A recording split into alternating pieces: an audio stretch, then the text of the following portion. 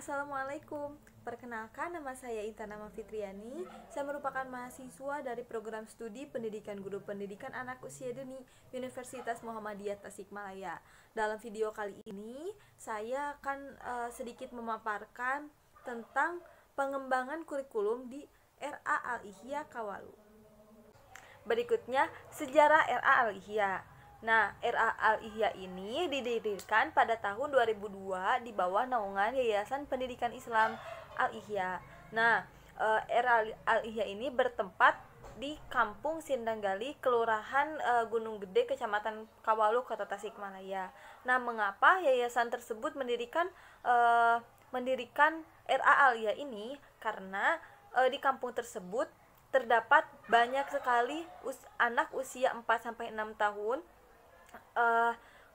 yang mendorong yayasan tersebut untuk mendirikan salah satu sekolah formal. Selain dari yayasan tersebut juga, para orang tua juga khawatir akan masa depannya nanti jika mereka tidak bersekolah di pendidikan usia dini dulu. Nah, maka dari itu Yayasan Al-Ihya ini mendirikan RA Al-Ihya untuk mewadahi anak-anak di lingkungan sekitar agar bersekolah dan menuntut ilmu untuk persiapan jenjang ke sekolah berikutnya. Selanjutnya, profil sekolah. Nah, sekolah ini setiap sekolah tentu ya mempunyai profilnya masing-masing. Nah, profil Al-Ihya ini, nama sekolahnya Raudatul Atfal Al-Ihya, kemudian NPSN 697390505, nomor induk sekolah 1012327800026. Untuk akreditasinya sendiri mendapatkan A ya teman-teman. Lokasinya di Kampung Sindanggali, RT 2 RW 3 Gunung Gede, Kecamatan Kawalu, Kota Tasikmalaya. Nah, RA Al-Ihya ini masih bersatu swasta, kemudian didirikan pada tahun 2002 dengan ketua yayasan Pardi Ridwan dan dikepala sekolahi oleh Ibu Oom Rohma SPDI. Nah, teman-teman, selanjutnya visi dan misi RA Al-Ihya. Nah, setiap sekolah tentu ya memiliki visi dan misi tersendiri. Nah, untuk visi di RA Al-Ihya ini yaitu menghasilkan generasi yang dibekali dengan akhlakul karimah, cerdas dan terampil. Kemudian, visinya yang pertama, menumbuhkan perkembangan kegiatan yang bernuansa Islami. Yang kedua, menghasilkan pribadi anak yang berkarakter mulia. Yang ketiga, membimbing dan mengarahkan potensi peserta didik melalui kegiatan pembelajaran yang aktif, kreatif, dan inovatif. Yang selanjutnya, mendukung minat dan bakat anak agar bisa berkembang secara optimal. Nah, yang selanjutnya pengelolaan kurikulum di RA Al-Ihya. Yang pertama, sesuai dengan landasan filosofis. Nah, landasan filosofis ini mengacu kepada Quran Surat Al-A'raf ayat 172 yang artinya, dan ingatlah ketika Tuhanmu mengeluarkan anak-anak Adam dari sulbi mereka, dan Allah mengambil kesaksian terhadap jiwa mereka seraya berfirman, bukankah aku ini Tuhanmu? Mereka menjawab, betul, engkau Tuhan kami menjadi saksi. Selain landasan filosofis, RA Al-Ihya ini juga ada landasan sosiologis. Nah, landasan sosiologis ini kan manusia itu merupakan makhluk sosial, tentu membutuhkan orang lain dan lingkungan sebagai sarana untuk bersosialisasi. Nah, kurikulum RA Al-Ihya ini dikembangkan sesuai hakikat manusia sebagai makhluk sosial, sehingga harus menyesuaikan dengan norma-norma sosial masyarakat setempat. Kemudian landasan psikopedagogis. Nah, kalau landasan ini RA Al-Ihya ini itu menganut secara ontologi, anak itu sebagai makhluk individu yang mempunyai aspek biologis, psikologis, sosiologis, antropologis. Nah, yang terakhir landasan yuridis itu yang pertama adanya Undang-Undang Nomor 20 Tahun 2003 tentang Sistem Pendidikan Nasional, kemudian Nomor 2 Peraturan Pemerintah Nomor 19 Tahun 2005 tentang Standar Nasional Pendidikan sebagaimana telah diubah dengan Peraturan Pemerintah Nomor 32 Tahun 2003 tentang perubahan atas peraturan pemerintah. Dan masih banyak lagi teman-teman.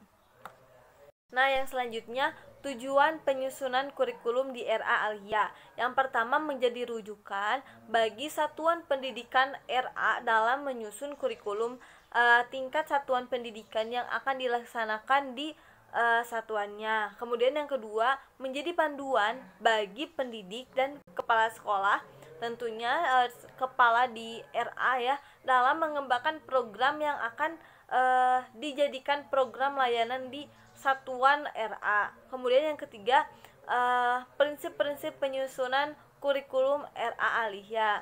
Nah, prinsip-prinsip itu salah satunya saya sebutkan saja teman-teman, yaitu berpusat pada anak dengan mempertimbangkan potensi, bakat, minat, perkembangan, dan kebutuhan anak, termasuk kebutuhan khusus anak.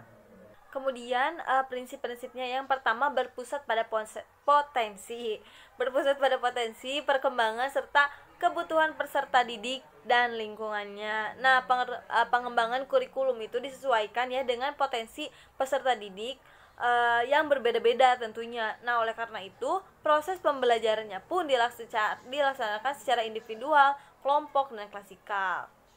Bahan ajar dikemas menggunakan pendekatan yang direncanakan dengan matang.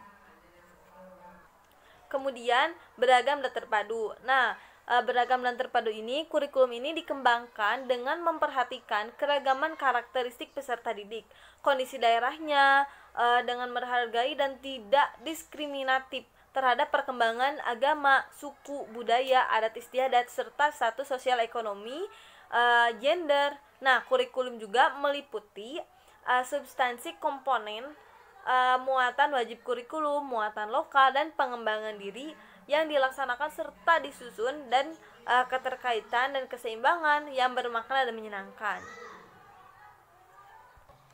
Yang selanjutnya, belajar sepanjang hayat. Nah, belajar sepanjang hayat ini, kurikulum ini diarahkan pada proses pengembangan, pembudayaan, pemberdayaan peserta didik yang berlangsung sepanjang hayat. Hal ini ditanamkan sejak dini agar peserta didik senang belajar sepanjang hayat karena kondisi dan tuntutan lingkungan yang selalu berkembang serta arah perkembangan manusia seutuhnya. Nah, teman-teman, karena di RA Al-Ihya ini merupakan sekolah yang sentra ya, banyak sentra. Di sini saya mengambil sampel yaitu satu sentra, yaitu sentra persiapan. Nah, di sentra persiapan ini pada rencana pelaksanaan pembelajaran harian mereka temanya binatang, kemudian subtemanya binatang berkaki 4. Subtemanya mereka menghitung ada berapa gajah yang ada di LKS. Kemudian mereka juga belajar menulis kata gajah. Nah, waktunya itu dari jam 7 pagi sampai jam 11 siang. Nah, teman-teman, dalam kegiatan pembelajarnya ada 6 ya, teman-teman. Yang pertama, pijakan lingkungan. Nah, pijakan lingkungan ini biasanya menyambut anak, kemudian main pembukaan. Misalnya nih, anak-anak baru datang ke gerbang sekolah sama guru dijemput gitu, disambut ke kelas. Habis itu main pembukaan apa aja, itu mah bebas, yang penting anak-anak menjadi rileks gitu kan. Kemudian yang kedua, circle time. Nah, kalau circle time ini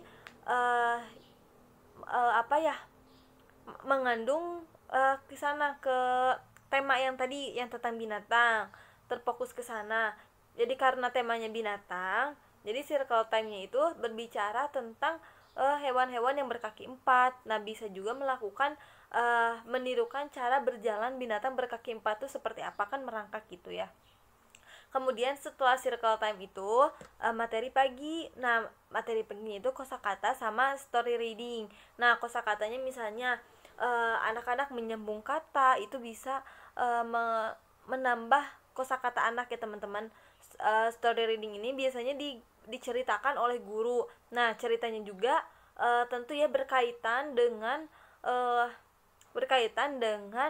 tadi yang tema binatang. Kemudian lanjut ke tahap selanjutnya, itu di sentra.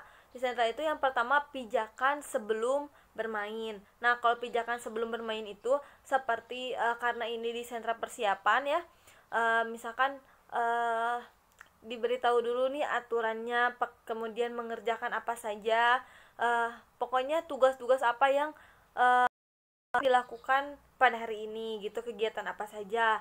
Kemudian setelah itu saat bermain. Nah, kalau saat bermain, ketika misalkan anak-anak sedang belajar menulis atau anak-anak sebelah sana sedang belajar menghitung, kemudian ada salah satu anak yang menyimpang, seharusnya dia menulis dia malah membaca, seharusnya dia membaca malah berhitung.